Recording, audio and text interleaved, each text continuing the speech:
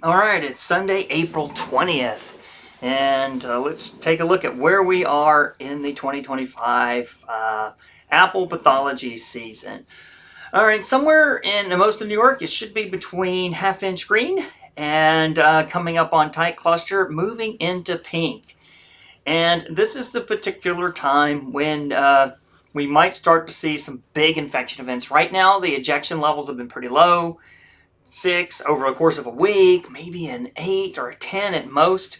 Not really anything too heavy, not warranting anything other than the protectant fungicides and maybe an AP fungicide earlier on with some of the bigger rain events in the eastern part of the state. It looks like we might be seeing some pretty big ejection events this week, and maybe this is the time that we end up trying the Dodine and see how that works. You get 2 applications of it, but it can be as late as paddle fall. Don't do 3. That's why I put that one with Dodine in red and light pink right there.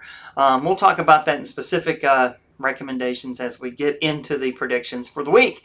So right now, we should be keeping an eye on things. And if things aren't greater than 15% ascospore ejection, just, maybe stick to the protectants. Or if you really feel like you missed the event, then you can attempt to do these. If they're greater, I think we've used up our scalar and vanguards. It's getting warmer now. I think if you have a greater than 15% ejection event, we're going to go with Dodine.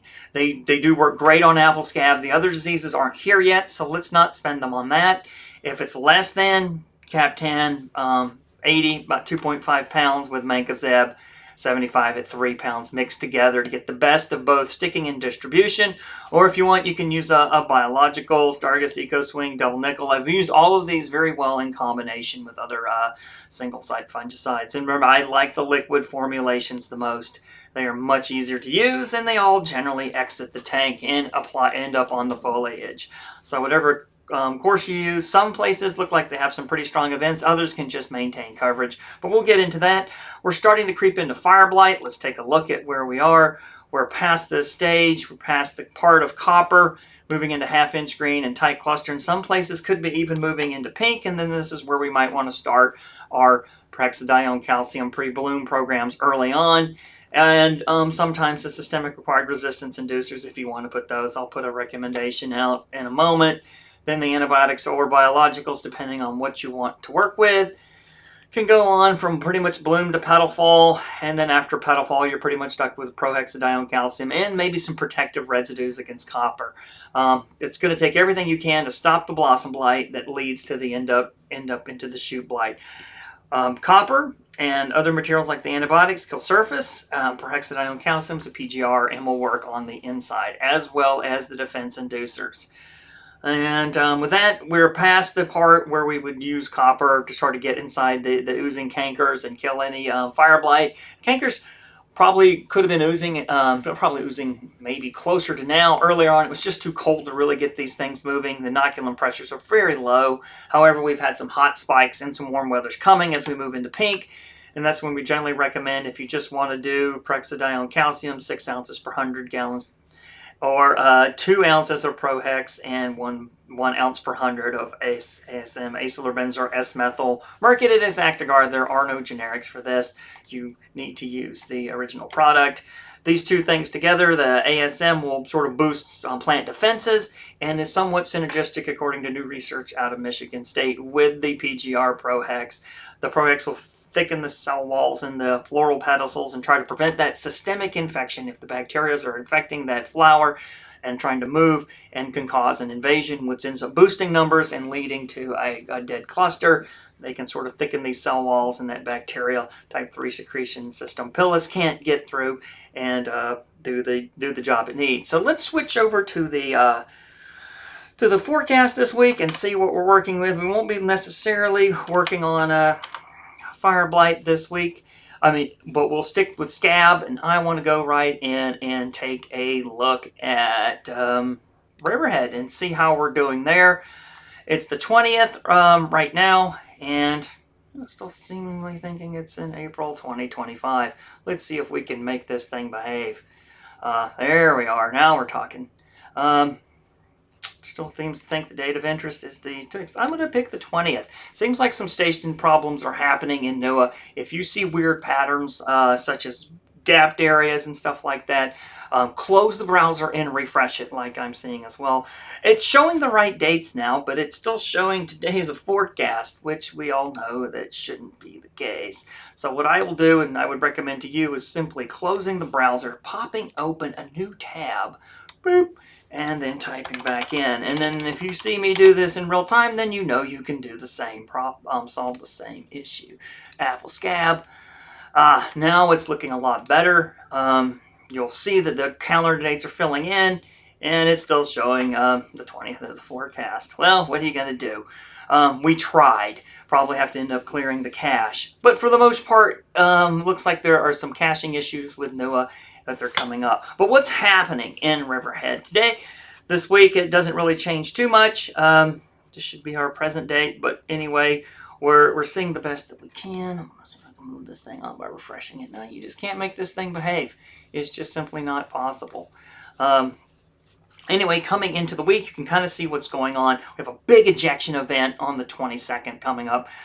Not a lot of rain. We have a lot of dry weather. You have time to get it on there. 65% ascospore maturity with a 21% ejection rate. Cumulative ascospore discharge. I wouldn't let this happen.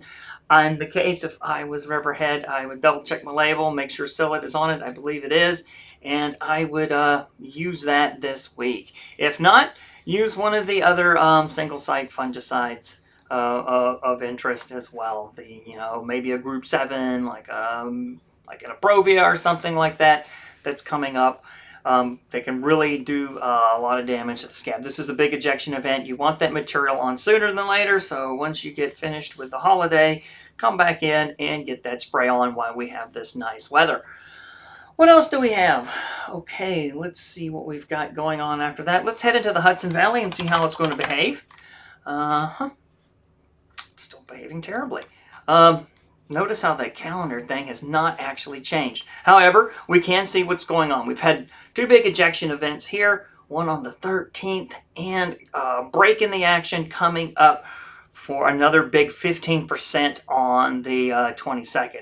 It's big time there. It's not marking it as an infection event, mainly because of a lot of the water. So this is one thing that can happen. Injections can occur, but there's not enough leaf wetness to coincide with it. Now, in this case, I would be a little cautious, and I would still probably go in with the psyllid after the 20th, and you can get back in business. And let's refresh it, see if it's actually coming up. It just doesn't want to do that, does it? Can we actually change the date? No. Cannot. Oh, there it is. It's behaving now. No, it's not behaving. Let's see if we can go back and try this like March 20th trick here. Yeah, no, it seems to be fine with it. Nothing much has changed yet. 2 big ejection events come in the middle, and I would go with psyllid. These things are, I know there's not saying there's not enough, but if you have a microclimate or something is different, let's go to Campbell Hall and see what things are looking like there as well. See if there's still, they say there's still not enough water, but a bigger ejection event on the 22nd. I would go into it covering my trees with psyllid or dodine. Dodine being the fungicide name, psyllid being the trade. All right, let's move up into Voorheesville. These are actually saying there's enough leaf wetness. Got the warm weather. The ejection's still pretty low overall in the Capital District, 7% or something of that nature. Not too bad. And coming in, you have time to put something on. This is not a big one. I think you can just maintain coverage with your biologicals or your Captain Mancozeb, your choice, whatever you want to do. It's not necessarily a massive one. You're doing a little well. Let's pop up into the JZ area, and I want to go see how JZ is doing with her scab. Oh, it's finally saying they're at green tip. Light ejection week, just maintain coverage. No need to freak out. We have a lot of leaf wetness hours accumulated here, so something is definitely washed off. If you have the 1, the 12, another 1 on the 20th, and you got 16th to the 18th coming up, probably the end of the day tomorrow. Good time to just refresh your protection. There's not a big ejection event, but the possibility for trouble exists. Let's move into the Finger Lakes region. I'll check out the old Interlaken. We're kind of in the same boat. We had a lot of rain yesterday. It counted as an infection event. we're having a beautiful day today, but I think it's going to start again early next week, which is kind of terrifying, giving you probably about a little more than 24 hours to get in there and cover. In this case, it's not a big ejection event. We did have 8% ejected there, total 13, 14, 15% ejection on a sort of a period of time, if you will. But for the most part, it's not a big one. I think you can just go in and recover. I might even be tempted to save my Zillet for Lindodine for a little later and see if we get one of these even bigger infection periods in the coming weeks.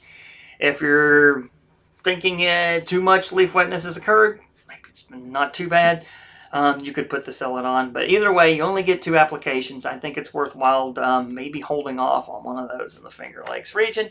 Let's go see what's happening in the SOTUS area. Let's take a look at Williamson or up along the lake. The lake can be really interesting. It's important to check a lot of different sites close to the lake, and a little further inland that can be a little different. For the most part, yesterday's rain didn't really pick up an infection event. It's one of these things. It was very hot. Might not always be the best temperature for apple scab. That's going to cause the ejection, but at those hot temperatures, it might not be the best for infection. But at the same time, it's close enough. It's a pretty big ejection of 13. I think if you can get in before the next bit of rains and make sure your coverage is doing good, you want your fungicides to weather that 16 and 23 hours of leaf wetness coming up probably towards the end of the day on the 21st and the 22nd. So yeah, once you can get back in there, I just put coverage on. I don't think I would use up one of my single sites or my Zillet Dodine just yet. Let's go take a look finally in the far area. Let's try Appleton North. Now up on the Niagara area, they say they came in with an infection event. Now, however, we'd like to say that that's only a 3% ejection. Not bad on 13 hours of leaf wetness, but you're getting ready to come back into another infection event. It's not a big one, just 2% ejection, but you're ready to come back into sort of almost 30 hours of leaf wetness. So it might be worthwhile to get back in there if you can tomorrow morning and before the rain, or tonight if you can, and recover that sort of that situation. And I think that's it for the forecast of the week. The rest of the week looks pretty good. A lot of it's maintaining coverage, but if you have those big ejection events like on Long Island and in the Hudson Valley, I think it's time to implement a Zillet or one of your first single site fungicides. All right, good luck, and we'll see how things turn out towards the end of the week.